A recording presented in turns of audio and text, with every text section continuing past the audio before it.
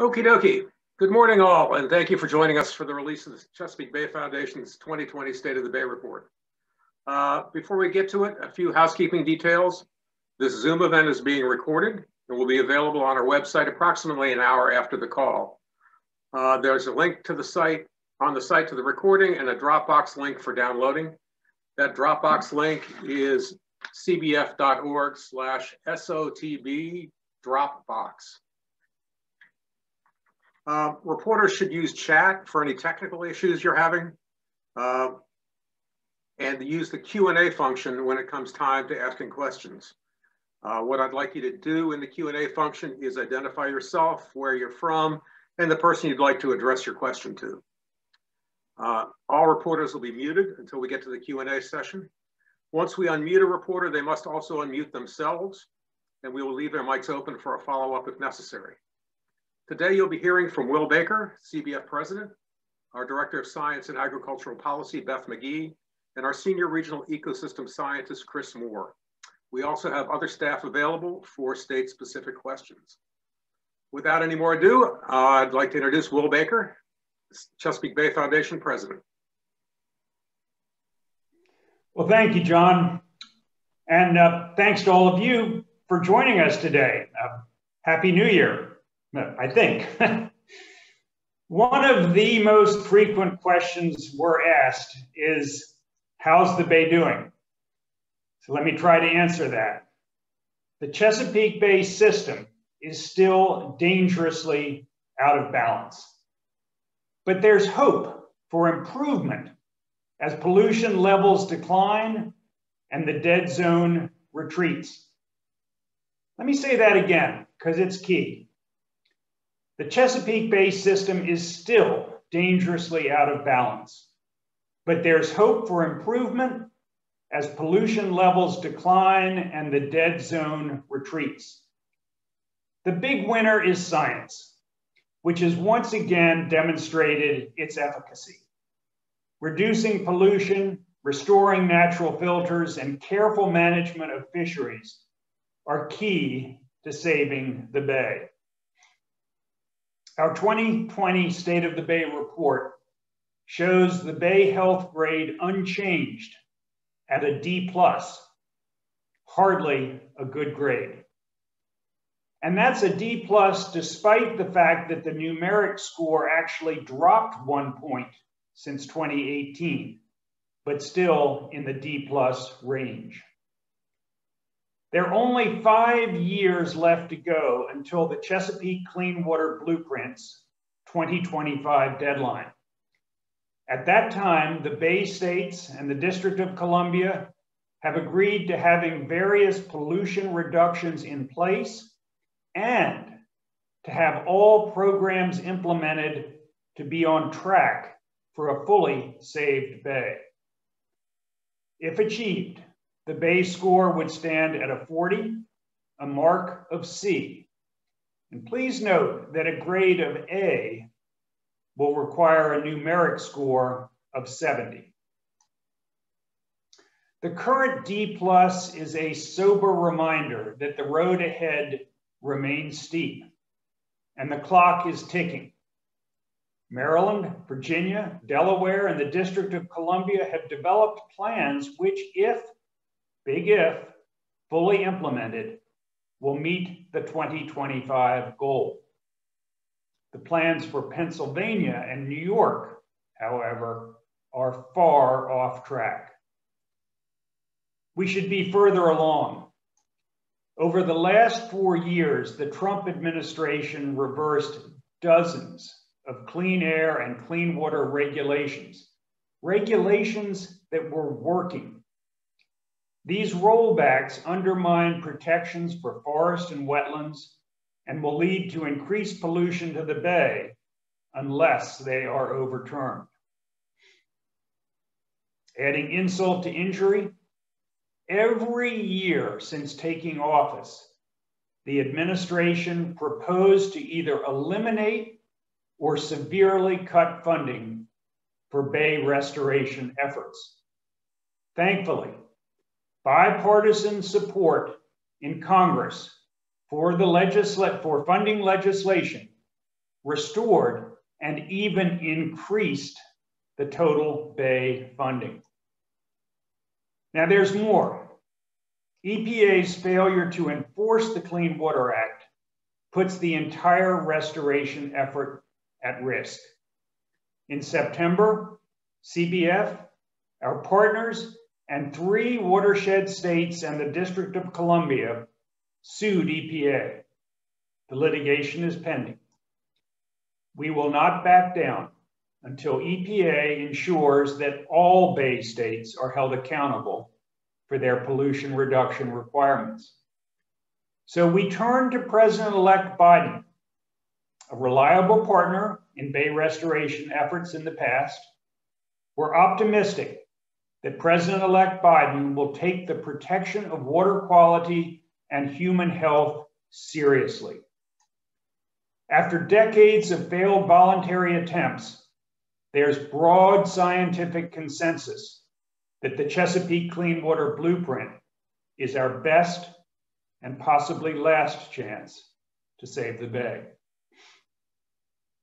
We have the opportunity to make saving the Chesapeake Bay the greatest environmental success story the world has ever seen. And I'm going to repeat that one as well. We have the opportunity to make saving the Bay the greatest environmental success story the world has ever seen. With 5 years remaining, the 18 million people who live in the watershed must demand enforcement. We must finish this job. Saving Chesapeake Bay will be a source of great pride for America and an early step in addressing climate change. Now I'm going to turn it over to CBF's Director of Science and Agricultural Policy, Beth McGee, and then our Senior Regional Ecosystem Scientist, Chris Moore. Beth? Thanks, Will. So in order to do our report, we look at 13 indicators that are placed into 3 different categories: pollution, habitat, and fisheries. Reducing pollution to improve water quality is really the centerpiece of our bay restoration efforts. And the good news is that all pollution indicators except for one, toxics, improved. Specifically, pollution loads of nitrogen and phosphorus in 2020 were lower than in 2018. So we saw a corresponding improvement in water clarity and dissolved oxygen, which are both critical to aquatic life. In fact, monitoring data from tidal portions of the bay indicated that the 2020 dead zone, that's the area that has low oxygen, that's not sufficient for aquatic life, was actually the 7th smallest in 35 years. So that is really good news. Scientists attribute part of the size of the dead zone to weather, but scientists also agree that our pollution reduction efforts are actually making a difference here too. So that is really good news. The habitat indicators that we look at reflect those that are habitats that are very important to the Chesapeake Bay ecosystem. And I'm going to focus on 2 of those where the scores changed. The first is forested buffers. This is planting trees along streams. There are water quality benefits because buffers will filter out pollutants. They're also good for climate change. They're sequestering carbon. They're good to shade streams. There's just multiple ecosystem benefits of planting forested buffers. And there are key conservation measures that the states are relying on in order to achieve their pollution reductions under the Chesapeake Clean Water Blueprint. Unfortunately, implementation of buffers in the last few years has really languished. And in fact, if you look at recent data, what we have seen is that it appears that we're losing buffers in the Bay watershed, and so we dropped our score. The other score that dropped was for underwater grasses. These grass beds are really important ecologically to the Bay ecosystem because they provide habitat for fish and crabs, larval fish and crabs. They also have pollution removal capacity. But the record-setting rainfall that we saw in 2018 and 2019 really wreaked havoc on water clarity. Grasses need clear water in order to survive. And so in 2019, we all actually saw a 38% decrease in the acres of underwater grasses in the Bay watershed. Evidence would suggest that in 2020, the grasses have come back somewhat, but not at the levels that we saw in 2018. The other 2 habitat indicators are for wetlands and resource lands, and those scores remain unchanged. So what's needed to move the needle on these indicators? One of the region's success stories has been efforts to upgrade our wastewater treatment plants, and all states have done a fabulous job in that regard. Unfortunately, nearly all states are behind in reducing pollution from agriculture and urban and suburban lands. Another looming threat is climate change. As we see more and more frequent storms and more intense storms, these storms bring more pollution into our local streams, rivers, and the Chesapeake Bay. In addition, warm water holds less oxygen. So when you factor those two things together, scientists estimate that by 2025, we're going to need to reduce pollution, our pollution reduction efforts are going to need to increase by roughly 10% in order to meet our 2025 goals. And the states are expected to commit to how they're going to achieve those reductions by announcing that in 2022. So finally, and most importantly, and I think Will touched on this, Pennsylvania is the jurisdiction that is the furthest off track in terms of meeting their pollution reduction goals. We need to have significant state and federal investment in Pennsylvania, in particular in agriculture, where the majority of their pollution is coming from. Without significant additional reductions from Pennsylvania, it will be impossible to meet the blueprint goals. Thank you, Beth. Chris Moore, CBS Senior Regional Ecosystem Scientist. Good morning. Thank you all for attending this morning. Fortunately, I get to talk about fisheries issues within the report, which in most cases, I feel like it has the greatest connection to most people in the Chesapeake Bay watershed, whether they like to eat oysters during the wintertime or catch rockfish during the summer or the fall. It's where people have some of their fondest memories and their greatest connections to the Chesapeake Bay. As you have seen in the report, the decline in the rockfish score is the largest largest drop in an indicator that we've seen in over a decade. Rockfish, often called striped bass, here in the Chesapeake Bay region, are arguably the most important recreational and commercial finfish we have in Chesapeake Bay. As many folks have seen on the water and as many folks have heard, there's been a concern that's grown over the past couple of years about the health of the rockfish population. These concerns came to the forefront in 2019 when the new stock assessment that was adopted by the Atlantic States Marine Fisheries Commission showed the stock to be both overfished and with overfishing occurring. One of the things that really concerned us about that report is that the adult female striped bass, which are obviously most important to producing new populations of striped bass in any given year, had dropped approximately 40% between 2013 and 2017. Fortunately, the Atlantic States Marine Fisheries Commission, after receiving this data, has started to act on two different fronts. For the 2020 fishing season, the Atlantic States Marine Fisheries Commission actually mandated an 18% reduction within all jurisdictions. So that's all the states along the Atlantic coast in catch of striped bass. And this is to hopefully stop overfishing very quickly and hopefully get the population to start responding in a positive manner. Both Maryland and Virginia have adopted regulations to meet that reduction. Virginia actually started adopting new regulations before they were even mandated to. We do have some concerns, however, as to the piecemeal approach that Maryland took to adopting their regulations. In the next year, we'll start seeing the Atlantic States Marine Fisheries Commission look at a much more comprehensive rewrite of the conservation plan or the fisheries management plan for striped bass.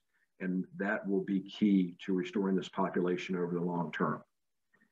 The other fisheries indicators that we have in the State of the Bay report, scores for both oysters and crabs improved over the last 2 years, while unfortunately shad continue to decline.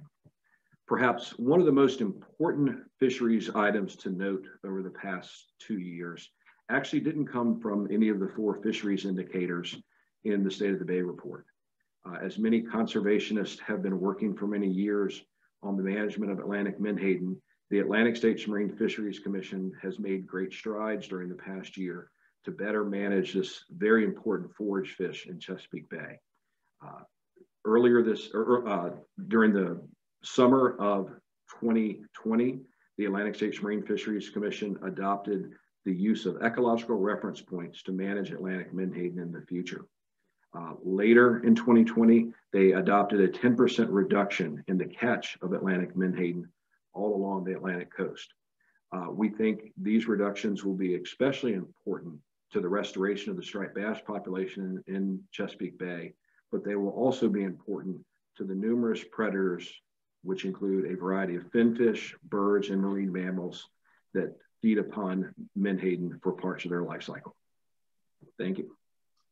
Thanks, Chris. Now we're going to open it up for questions.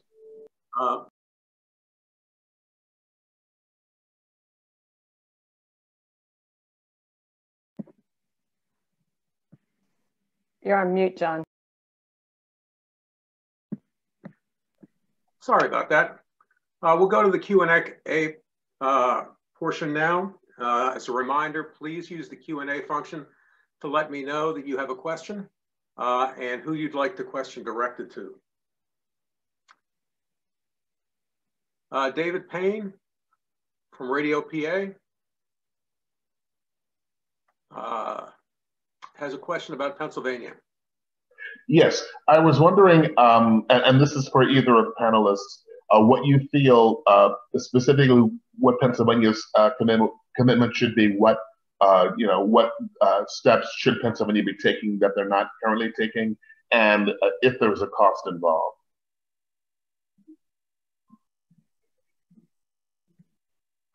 Will, you want to start with that, or would you like to have Harry answer?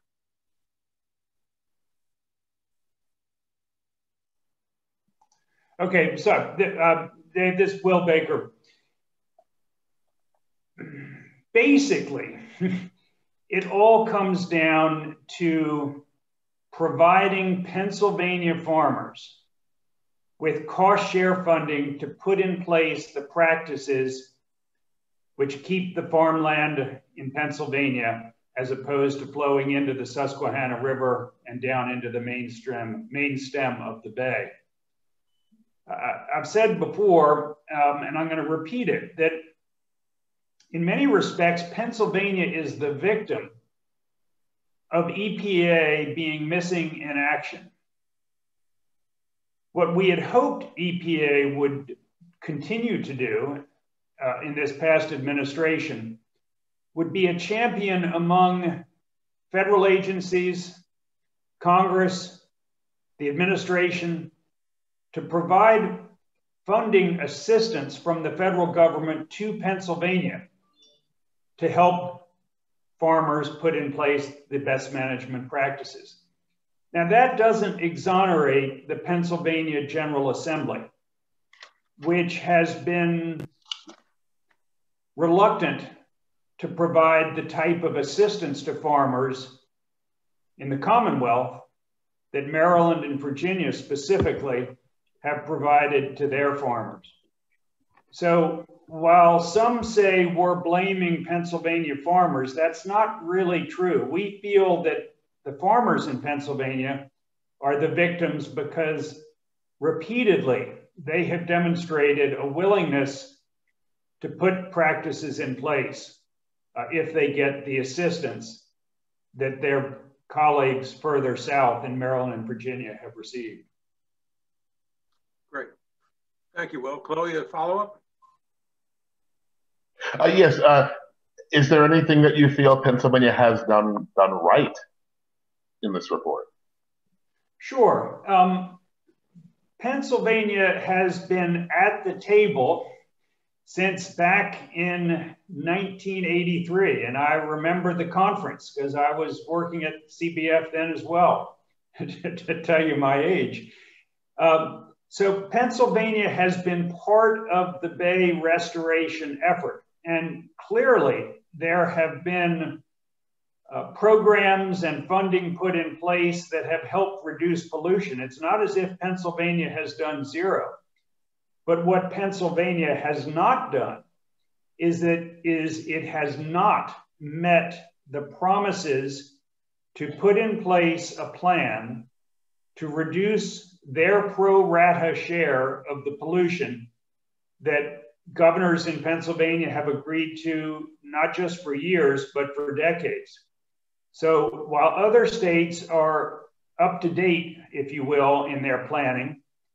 Pennsylvania's plan actually, even if it were implemented, would fall far short of what pollution reduction targets Pennsylvania has agreed to meet. Great. Thank you, Will. Hannah Northey with E&E.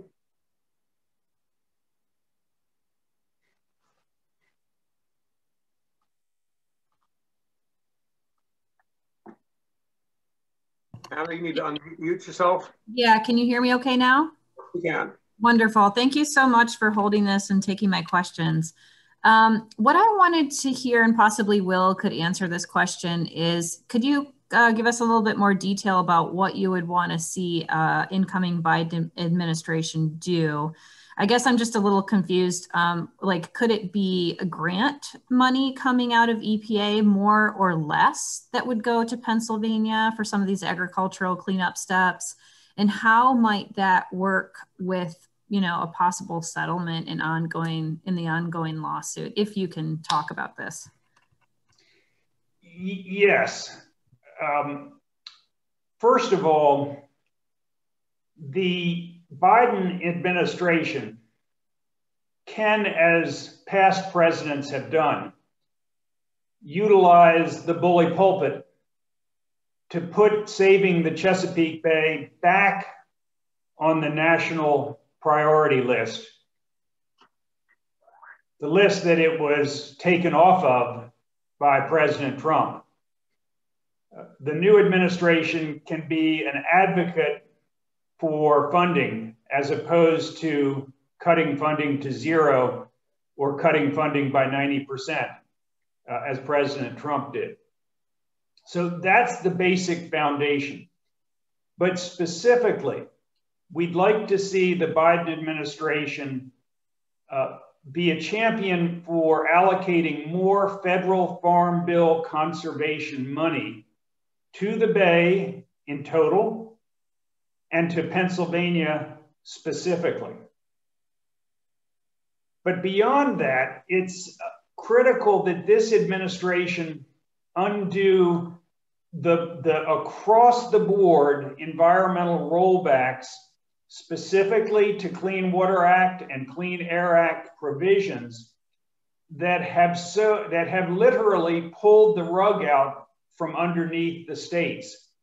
The federal laws, and specifically the Clean Air and Clean Water Acts, are really the foundation that the states have utilized to build their environmental programs. So there are very broad scale, fundamental acts, policies that the administration can put back in place, as I said, as previous presidents had, but then also work with EPA, work with USDA, work with the other federal agencies to direct more funding to Bay states and specifically to Pennsylvania to help put in place the kind of practices that science has told us will help water quality, and as past practices, past evidence has shown, do help water quality. Hannah, do you have a follow-up? Yeah, if you don't mind. I'm just kind of curious, has President-elect Biden talked about the Chesapeake Bay restoration at all? And obviously he's from Delaware. Can you talk to us a little bit about his past experience with restoration? Well, yes, we have good relations, obviously, with the two Pennsylvania United States senators. They have both been encouraging us that the president-elect will take saving the Bay because he is a Chesapeake Bay fellow, if you will, seriously. So we're optimistic, but we want to say, well, we are saying to ourselves, trust but verify. So we are not backing off the litigation at all, but we will very much welcome the opportunity to negotiate a settlement if the administration is willing to engage in such conversations. When Senator Biden was in the United States Senate, he was a strong advocate for environmental protection and clearly continued that when he was vice president. So, as I say, we are optimistic, but we want to trust and verify. Thank you, Will. Chloe, is it Vincente?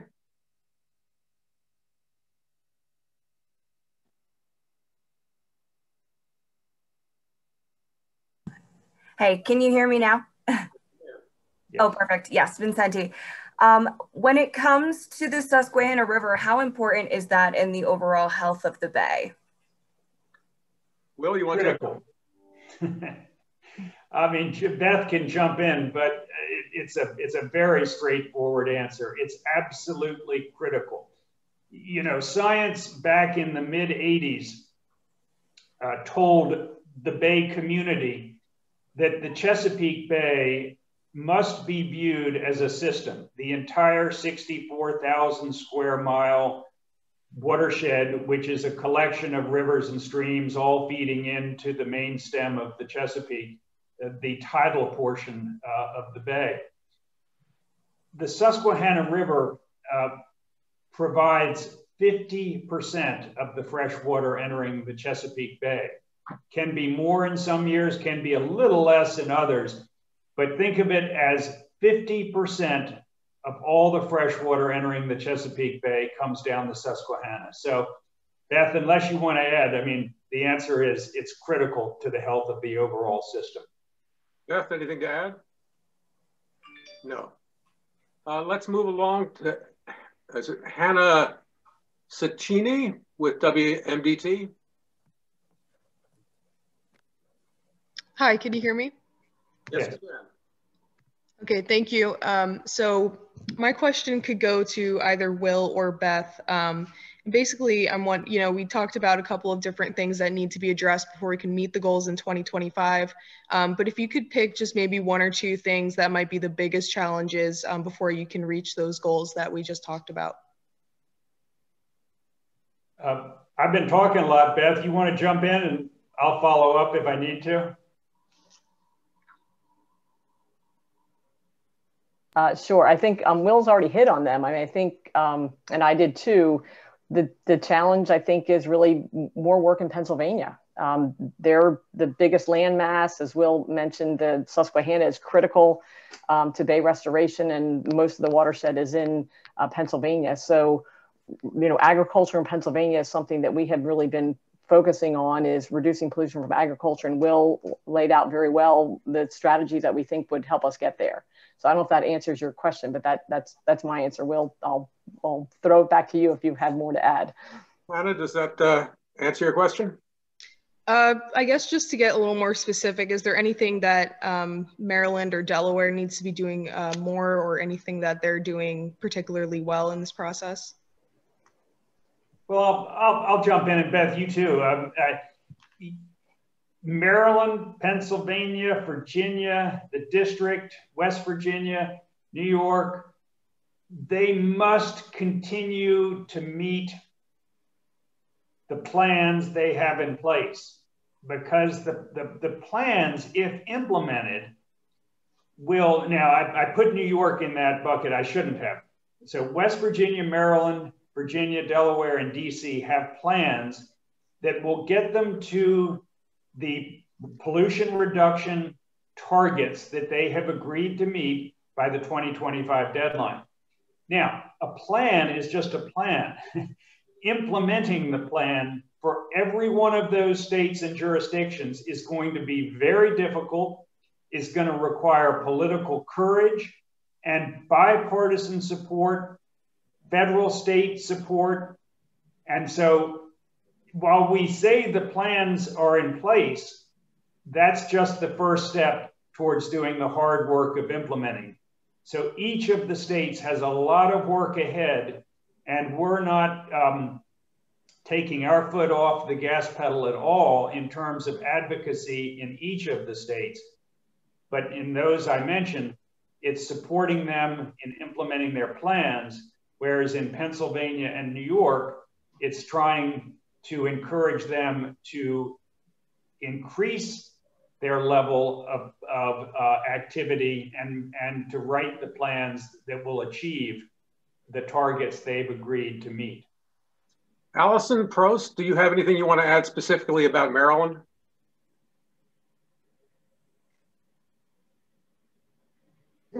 Hi, good morning, everyone. I think the only thing I'll add for Maryland is that we are going to pay close attention to make sure that the budgets for implementation play in space, or play out over the coming budget years. We have a plan, but it requires the funding to be there. It, requires full implementation and enforcement to really reach 2025. There are definitely some ifs in Maryland's plans, but we want to see the investment in permanent practices to make sure that any gains that we see between now and 2025 are lasting in light of the challenges that Beth outlined around climate. Thank you, Alison. That was Alison Prost. That's ALISON space PROST. She's our Vice President for Environmental Protection and Restoration. Steve Davies, do you have a question?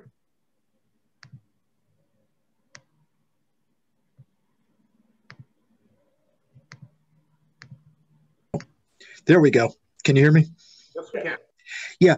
I was wondering if you could be more specific about the regulatory rollbacks that you refer to. I am assuming you're talking about the waters of the United States definition, but in addition to that, if you can be a bit more specific about air pollution rules or regs that were adopted or rolled back during the Trump administration that you think need to be changed, reinstated, restored.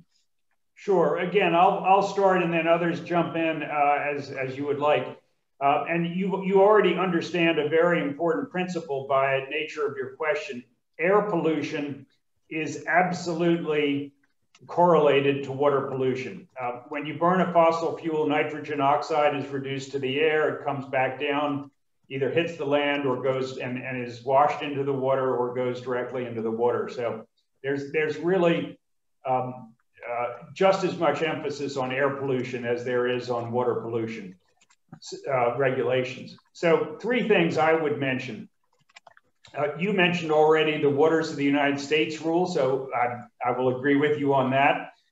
2 air pollution rules. One is tightening back the restrictions on pollution from coal-fired power plants, and the other is reinstating automobile emission requirements. Both of those are significant sources of air and therefore water pollution to the bay.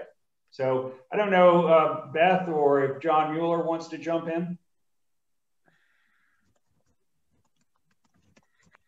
I think you covered them, Will. Those are the 2 big ones. The Clean Power Plan, which was primarily addressed at climate change, also would have had significant benefits for the Bay, as the tailpipe emission standards and the California certification. So,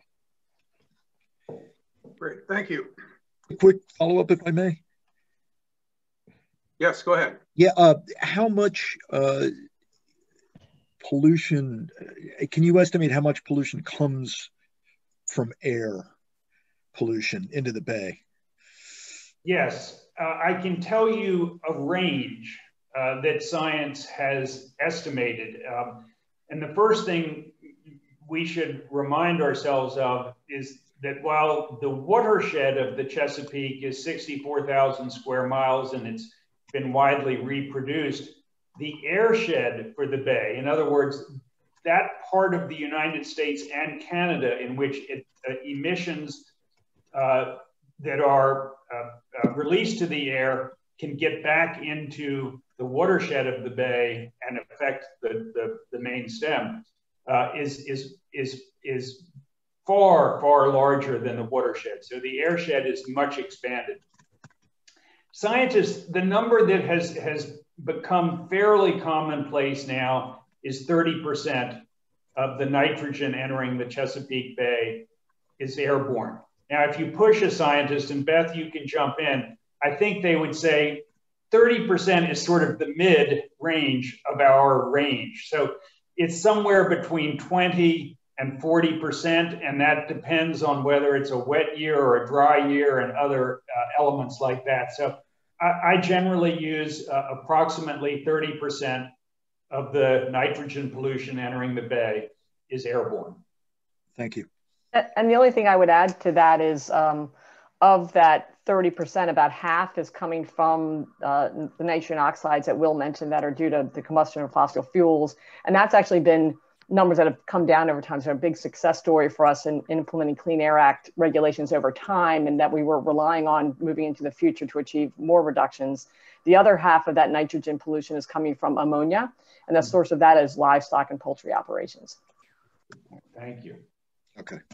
Great, thanks. Kate Ryan, WTOP.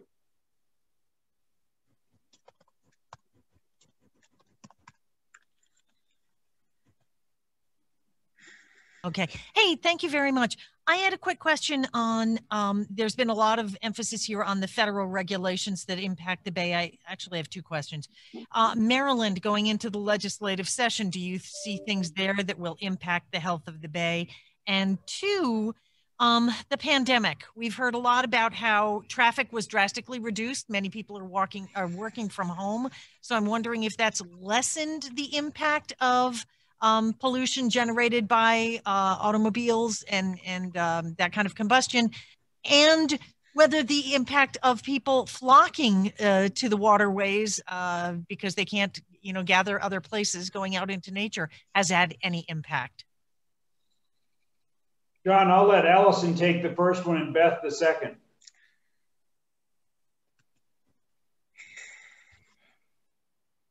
Alison?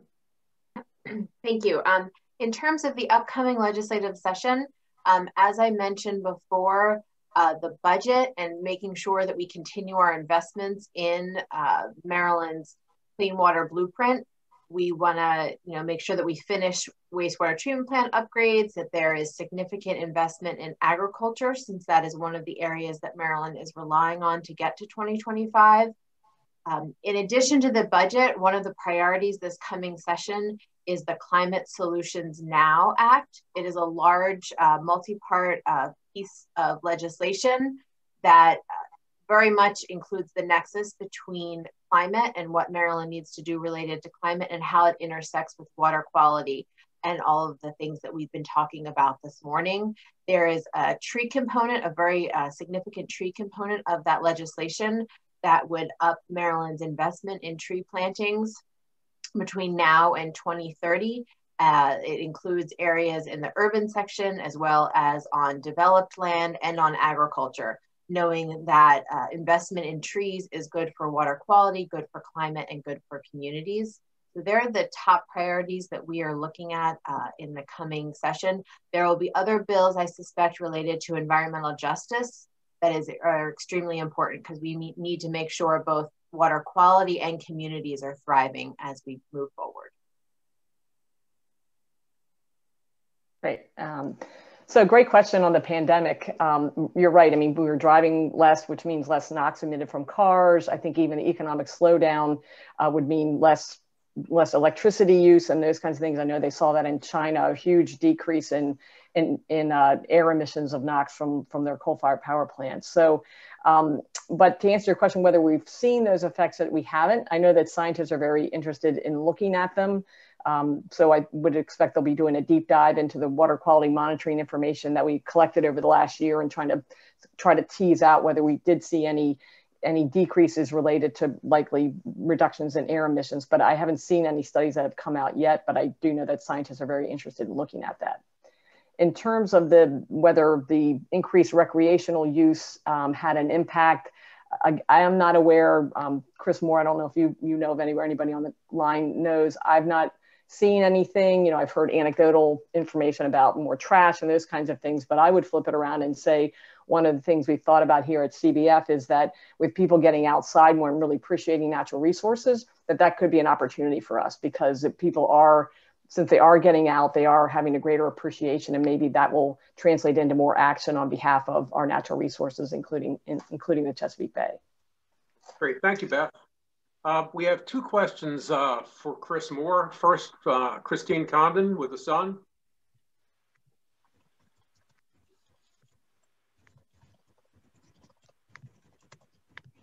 Yeah, can you guys hear me okay? Yes, we can. Great. In your report, and this may be a question for Alison too, you guys take issue with Maryland's approach to regulating the rockfish fishery and sort of the times at which they chose to close the fishery. Could you elaborate on why you all felt those timings that were chosen by Maryland were inadequate? And also, you know, you guys call for bold action. You know, is it time to start to revisit the idea of a moratorium like we had back in the 80s? Sure, thank you for the question, and I'll discuss the season piece first. One of the things that Maryland had done was kind of matched up water quality data with catch data throughout the year, and they made an effort to try to educate the angling public about when it's most important to be very careful in handling rockfish that you may catch, and also considering not catching or targeting rockfish in order to reduce the stress on those fish during the summer, and then reduce what we call release mortality. And unfortunately, instead of matching up the seasonal closure with the time of year that the data shows us we have the worst water quality in Maryland, they pushed that seasonal closure back until late August. And that unfortunately did not give us the highest conservation benefit for that particular regulation. In addition, we feel like the seasonal closure should be longer in order to make a bigger conservation benefit during the summertime. With your second question in relation to reconsideration of a moratorium, we're not there. Fortunately, we've been managing rockfish this entire time. We actually took a 20%, approximately 20% reduction in the catch a couple of years ago. And despite the stock assessment showing troubling signs for the population right now, we're still about 3 times the population that we had when we instituted the moratorium back in the 80s. And so with wise management, bold management actions that protect that spawning stock, reduce the release mortality in the fishery, and also, as we talked about, having a healthier ecosystem through having more menhaden out there for those fish to feed on. We think those actions can successfully restore the species moving forward. Thank you, Chris. And we'll go to Meg Viviano, who also has a question for Chris. Hi, Chris. Can you hear me? Yes. Good morning. Good morning. Christine actually had one of my questions, so thank you for answering that. One is a point of clarification. And that is when you mentioned right off the bat that the decline in the rockfish score is the largest in a decade, is that the largest decline for rockfish specifically, or is that the largest decline you've seen in a fishery? It's the largest decline we've seen in our fisheries indicators, I know, and John may be able to help, or Beth, if we've had any other declines similarly. Beth, you want to take that? No, that I think we did look back, and that reflects the largest drop in our indicators between reports that we have ever seen. Great, thank you, Beth.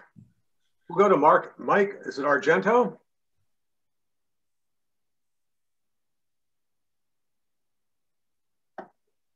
Hello, yes, it's Mike Argento from York Daily Record. To return to Pennsylvania, can you hear me all right? Yes, we can hear you. Okay. To return to Pennsylvania, has any analysis been done of the Pennsylvania budget? And does that analysis indicate what the level of Pennsylvania's commitment is and how far that falls short of what you believe is necessary for the state to do? Great. Harry Campbell, can you take that? And first, would you introduce yourself and your title? Yes, hi, good morning. I'm Harry Campbell. I am the Pennsylvania Science Policy and Advocacy Director. And simply stated that Pennsylvania has identified a $324 million annual gap, shortfall, in funding their Phase 3 watershed implementation plan for the Chesapeake Bay. That is what is needed. That is the gap between the plan being implemented on the ground through conservation practices in the agricultural community, as well as in our urban and suburban communities. So unfortunately, that means that the legislature and others are going to have to make some tough decisions as it pertains to how to actually incrementally increase that funding, particularly for farmers and conservation efforts on the ground for soil health and water quality, so as to achieve these goals. And it's important to note that the largest identified source of stream impairment in the state of Pennsylvania is from agricultural sources. So these investments in clean water have their benefits right here in Pennsylvania to our health, economy, and well-being. Thanks. Am I muted? No, you're on. Could I just add, thank you, Harry. That was specific and precise. The funding gap does not need to be met exclusively by Pennsylvania. The funding gap, as I referenced before, could be met by Pennsylvania working with federal partners.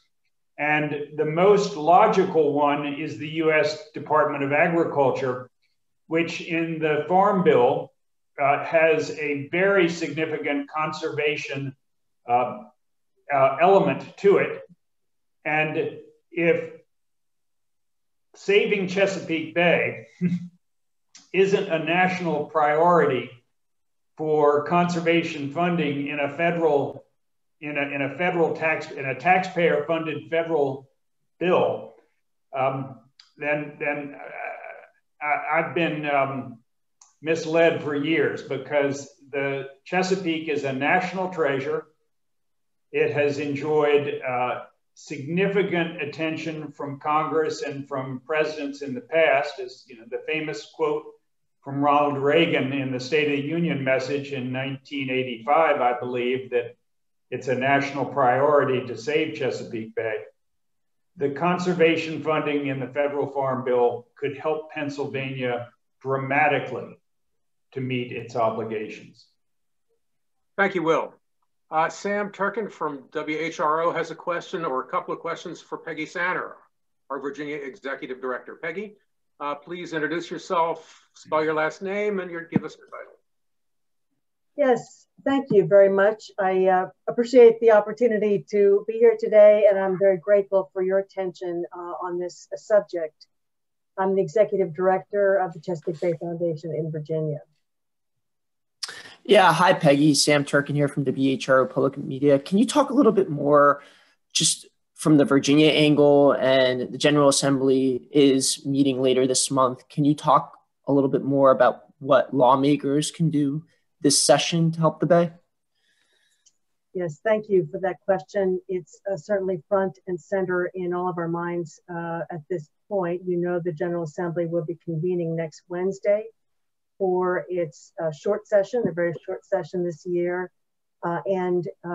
We have several priorities that are essential to be met if we are to keep on track with where we've committed to being for the Chesapeake Bay Clean Water Blueprint. The first is, as it is every year, working with our legislators, reminding them of the importance of funding the programs that we rely on to achieve our goals. As in Pennsylvania, as in Maryland, a key part of that effort focuses on our agricultural industry, the largest industry in Virginia. We have a really robust cost share program to help farmers put practices on the ground that they need to reach our goals.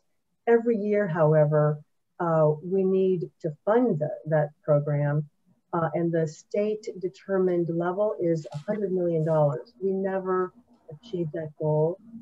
And in this last year, as a result of some of the many challenges that we've experienced, even the heightened efforts made in January a year ago were weakened. So we need to restore those monies for agricultural BMPs. We need to continue the work through robust funding and also some important regulatory steps to finish the work on wastewater treatment upgrades, particularly on the James and the Rappahannock. We need to ensure that we continue funding our localities for their stormwater management programs. which, as many of you know, continues to be the area where we fall short. We are actually losing ground in stormwater management, pollution control. So those are key funding priorities. I would also say one of the efforts that we've been working on most diligently has to do with trees. Localities in Virginia have certain abilities to enhance tree canopies for all the reasons that others have mentioned, for the many ecosystem benefits trees provide. But they're limited in their ability to do that. They're limited by certain restrictions in the code. We are asking legislators to provide greater flexibility to localities to use trees as a cost-effective tool to address a lot of priorities relating to bay restoration, including nutrient uptake, including addressing short-term and recurrent flooding that's associated with the increased precipitation that we're getting in this era of climate change. So we're asking localities to take a look at that and to expand the tools that localities have and can use and that their citizens want to rely on trees. So those are key priorities for this session. We're also looking at an important bill to address, to begin the process of looking at what natural resources and industries like agriculture can do to help sequester carbon. So there are many steps that are key to our efforts to bay restoration that we'll be looking at this session. Thank you, Peggy. We're going to go now to Jonathan Cribbs, who's got a general question about agriculture across the watershed. So Beth McGee, why don't you pop up and Jonathan, ask your question. Sure. Hi, the report says that pollution reduction efforts from agriculture need to accelerate. A lot's been said about Pennsylvania, but how would you judge those efforts in other watershed states? Right, we actually did that in a report released earlier this year where we looked at the state's efforts in implementing their watershed implementation plans and also viewed that by sector. And the short answer is, I mean, Pennsylvania is the furthest behind in reducing pollution from agriculture, but all the states need to accelerate their efforts. So I think Will and others have touched on that, that's a priority for us. We're not taking our foot off the gas in either Virginia or Maryland, where we also work, and also at the federal level. So all the states need improvement. Pennsylvania is the furthest behind, but all the states are lagging a little bit in agricultural and in urban areas as well. You have a follow-up, Jonathan? Could you characterize what some of those things might be in Maryland? Alison, you want to take that? Hello again, Alison Prost, Vice President for Environmental Protection and Restoration with Chesapeake Bay Foundation, previously the Maryland Executive Director. For Maryland, what we're looking to see is more permanent agricultural practices. We have largely met our agricultural goals through very successful programs around cover crops, manure transport, practices that need to be done year over year. What we'd like to see going forward is a greater investment in conservation practices like conversion to grazing operations and pastures.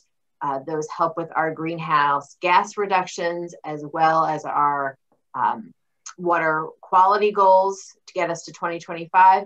We want to see more buffer management, whether it be tree or grass buffers. We are losing acres when it comes to forested buffers on agricultural land. We are falling short on those goals, so we want to see an increase there. And again, just more of the permanent practices that require one-time investments, maybe some maintenance, but aren't something that the state and the farmer need to do year over year. We've seen that these practices are good for water quality. They're very good for a farmer's bottom line. And in light of all of our discussions around climate, they are particularly important as well. Okay, I have 3 more questions. John from the Pennsylvania Capital Star has a question for Harry Campbell. Hi, Harry. Thanks, folks, for putting on this call. Was thinking, given sort of the personalities that we both know are running the Environment Committee in the House and Senate, how optimistic you are for any headway on funding or meeting these goals, or if Senator Vogel in the Senate Ag Committee might be a more enthusiastic advocate for your cause, since most of this seems to be ag related. Certainly working with our agricultural partners, both out in the field, but certainly in the legislature, is critical to in this successful endeavor.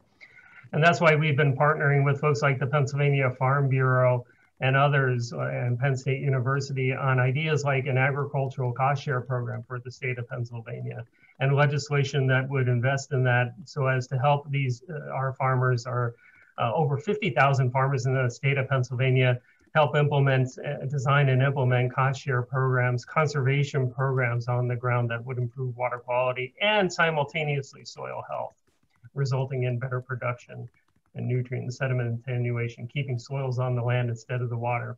But the challenges of the individual personalities within our legislature are persistent and consistent. And so while they may ebb and flow at times, working together with partners like the Farm Bureau, Penn State University, and other conservation enthusiasts and outdoor enthusiasts are ultimately what we need to do and are doing so as to be successful in this endeavor. You have a follow-up, John? No, I'm all good. Thank you. And I might just say that we hope and are encouraging and are suing EPA to be a partner, just as Harry suggested, with Pennsylvania. EPA is the self-designated referee on this multi-state, multi-federal agency endeavor called the Chesapeake Bay Program. And EPA has not been doing what Harry suggested is needed and holding Pennsylvania accountable. When you hold someone accountable, you can still be their partner. And in fact, you're much more effective at holding someone accountable if you're their partner. And we just haven't seen that come out of EPA. That's why we're suing. Thank you, Will. Stetson Miller. Question, I think, for Will and or Beth. Yeah, I just wanted to clarify, or if you could go a little bit more into detail about what the specific danger might be if Pennsylvania doesn't step up. You know, like what could happen? Is there any way to know? Could it mean less fish, crabs, or seagrass? Just trying to help people visualize it. Sure. If Pennsylvania does not meet the obligations it's promised to meet by 2025, there is no doubt that the Chesapeake Bay will never be saved. It's that basic. That means that the water will continue to be murky and cloudy, which is not good for anything living in it, nor for either plant, nor fish, nor shellfish. And what we'll see is a continuation and a lack of progress on trying to address the water quality issues, which result in algal problems with algae, both algae that are non-toxic and algae that are toxic, that can very clearly affect human health and animal health. Blue-green algae, for instance, when it's present, if a pet ingests and drinks any of that water, very likely to be mortal. Will be to kill the pet when they ingest blue-green algae drinking it.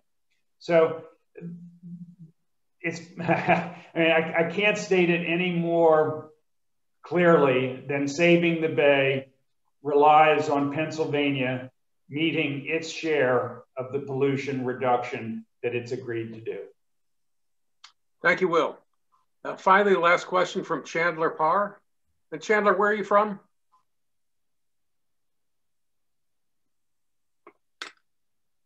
Okay, can you hear me? I'm from WRDE in Milton. Cool. Go ahead. And so my question was, so what happens if, I've been listening all about if Pennsylvania doesn't change anything, then, it's going to go downhill. But what happens if the bay reaches below a D+. What are kind of some of the changes that we may see if we get below that? So I think you can really look at the categories, but one of the most impactful to people living in and around the Bay is that the production of seafood will falter, will not reach anywhere near what we would like and what the communities that rely on the Bay's productivity rely on. So the first thing a declining Bay does is it takes away an extremely important food and economic resource to the region. Secondly, a bay that is in decline, a bay that has dead fish, a bay that has impacts on the availability of safe and healthy fish to eat and shellfish to eat is going to impact tourism. Tourism is an extremely important economic driver for all the states in the region, and dirty water simply does not bode well for tourism. And lastly, there's the entire aspect of the culture of this region. You know, from covers of National Geographic, this is Chesapeake Bay country. This is the old beer jingle, the land of pleasant living. This is an area of the country which has been steeped in history. If it declines further and there is not hope for it to be saved, it bodes very poorly rather, for the region, and really is a demonstration that this country is unable to bring together all the parties that are needed to put an environmental rescue effort in place, which, as I say, was first called for in the State of the Union message of President Ronald Reagan. So it's really an imperative for this country to demonstrate that it can, in fact, pull off an environmental program that will maintain an historically important resource. Thank you, Will. And I'd like to thank all the reporters who attended for their interest in this topic, and remind you that the recording will be available in an hour and a half or so on CBF's website. In addition, there'll be a copy of the recording available for download in Dropbox at cbf.org/SOTB, like State of the Bay, Dropbox. Thank you all for coming, and thank you CBF staffers, Will, Beth, Chris, and others for spending the time to help talk to these reporters about the issues. Thank you.